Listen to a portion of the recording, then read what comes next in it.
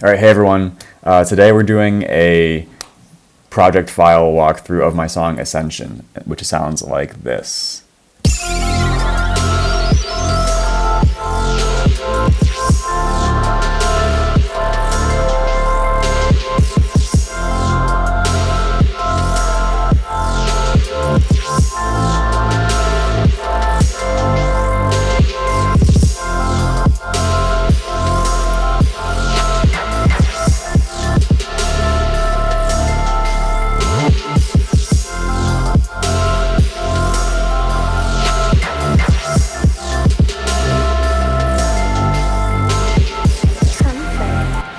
Alright, so this song is currently my top popular track on SoundCloud, which is why I wanted to do this video. It's pretty surprising to me that it's the top popular track. When I made it, I didn't expect anyone to really like it that much. It's a little bit experimental in some ways. It's also a very old song. I made it in 2019, for 2019. But apparently people actually did like it. So yeah, let's just dive into it. I think I made this one pretty quickly, actually. So the key defining feature of this song is the vocal sample, and I'm trying to actually find it.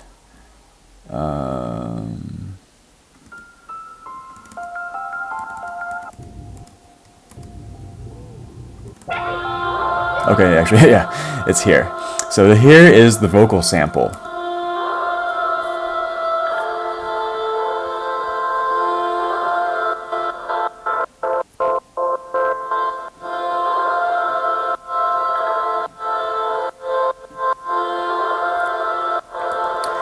And that is actually a sample that my sister recorded for me. And it's heavily processed. If I remove the auto-tune,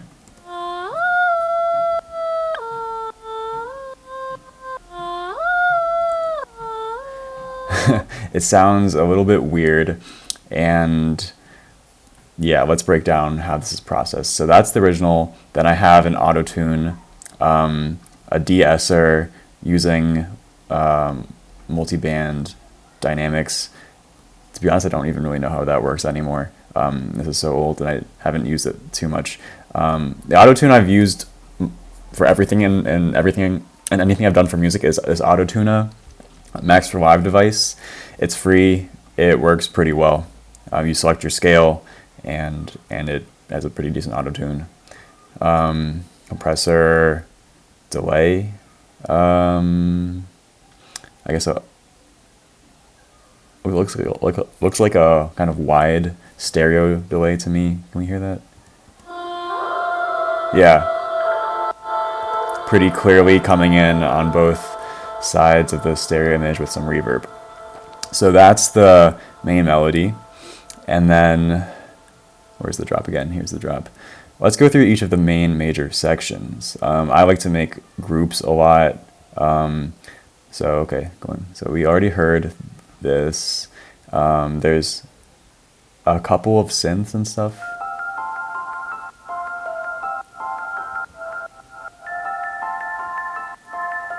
So there's this. It's this little bell melody, and I made it out of a sample from the startup of a Chevy Volt, apparently. Show in browser.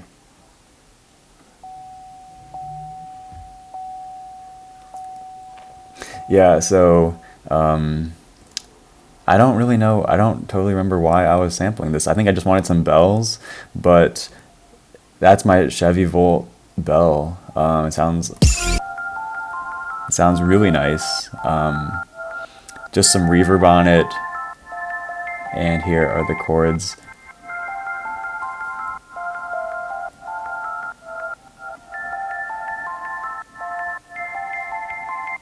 And some arpeggiation in triplets, and then a piano, very simple piano.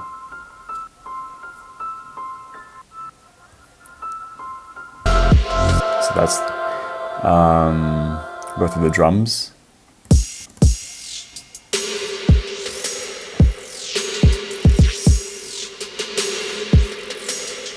Kick, yeah, kick, snares and claps.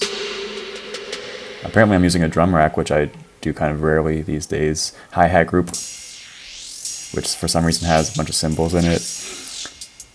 Yeah, by far the most interesting part of this is the hi-hats.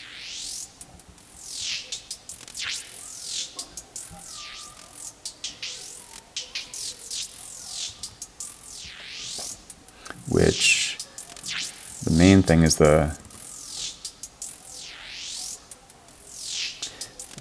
pitch or transpose modulation.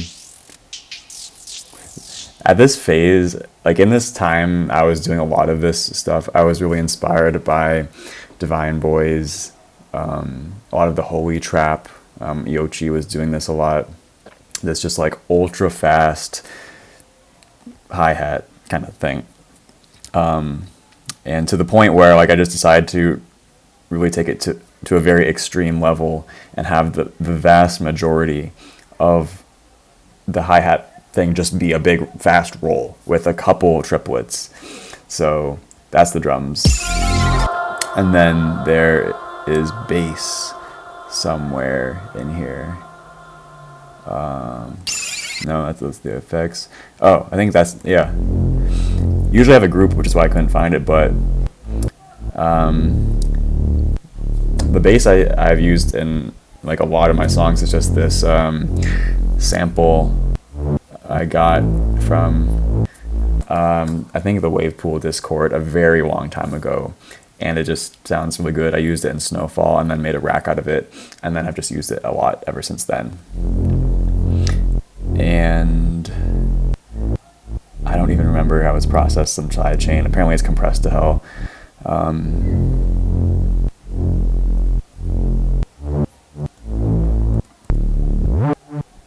There are some nice little glides up there.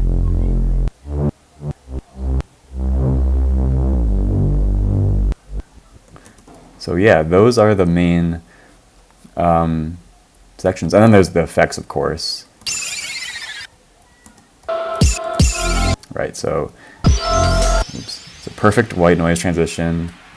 Always got to have that, the bubble down, the generic SoundCloud magic effect. Yeah, and then I have some textures, some shower sounds. The song is really simple. It's just basically a big drop, like an intro, a drop, a break, a small build-up,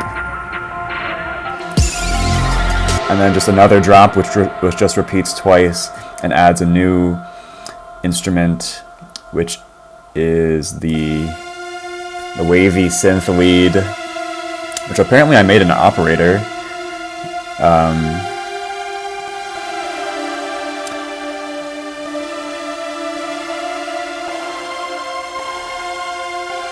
Yeah.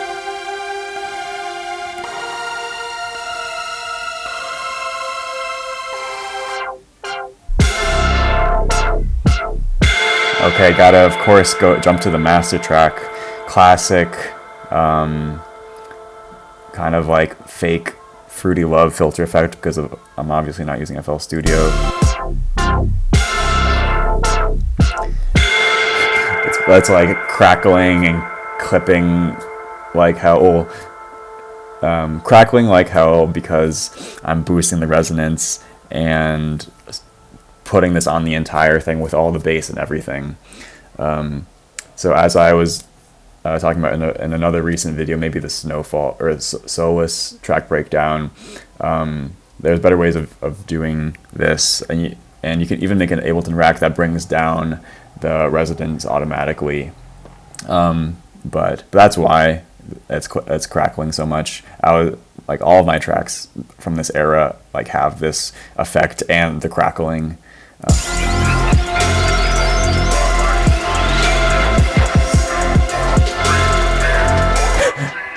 and then obligatory like funk vocal, because that's just like it's a bit of a crutch. It's just like if you don't know what to do, add the Memphis vocal, thicken it up.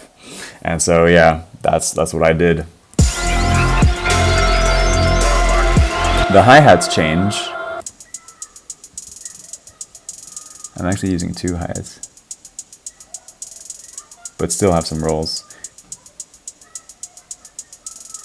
And there's some, no, it's not. Okay, is it for this one? Yeah, okay, there's some crazy panning.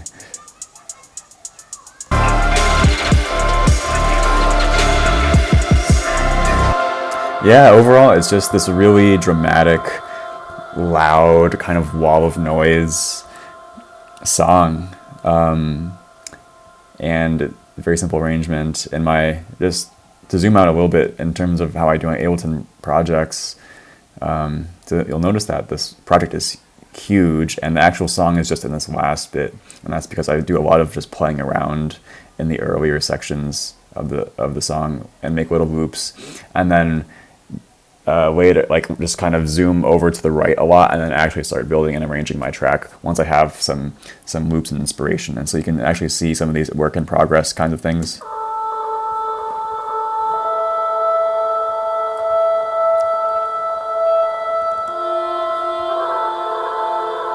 Is that this? Ah.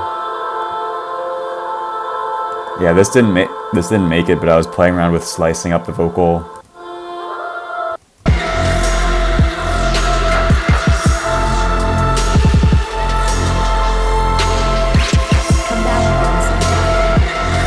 So that one, yeah, it's just an example of me kind of prototyping and working on it. I think these are all pretty similar. Oh, this one is really interesting. I don't know why I didn't use this, but this one has triplets on the dirty open hat.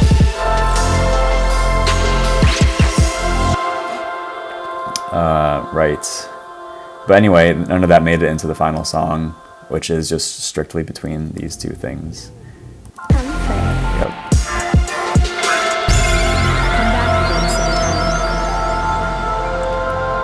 When I do my mastering, I use reference tracks, and I put them into a group and just route them to the external out so they're not affected by the master bus. And that's useful for comparing how things sound. I was trying to make this super loud, and I was getting some of the loudest songs I could find, like this Astral, like loudest songs I could find, with also this kind of like heavy Reese, Everlasting by Aochi, Astral, Runaway, Hidden by Aochi, and for some reason the song by Secret, which is not really that similar, I just put in there for reference. So that's a useful thing to do. Quick look at the master change. So I'm opening this project like 4 years into the future, and so it's unsurprising that some stuff is broken. Specifically, I don't have Ozone 7 anymore on this computer. So that's what I was using for mastering at the time. So I super quickly just added a limiter and a 20 decibel input into a clipper to bring it up to volume just for this video. I have a muted glitch, which is totally not in use on this. Show animation. And so this is the filter that is controlling the low pass filter during the break and also during the intro and outro, which was something I was doing a lot at the time, which I'm it's just funny. It's such a weird and muddy way to enter and exit a song. But yeah, I was doing a lot at the time, and also these gain automations are kind of interesting. I'm just manually No, it's, well, oh shit, yeah. Okay, a lot of stuff's happening there. That's the panning, and, yeah. So, like the stutter cutout on the top, panning on the bottom. And I think I do that also over here too. And then a super fast filter drop and then rise up, just for a little extra fun stuff. What's this? Because in addition to doing a massive filter on the entire song, I also feel like felt like it was necessary to pan the whole song left and right too. Nice. Yeah, I think that's pretty much all there is to really say. Thanks for watching, and let me know if you have any questions.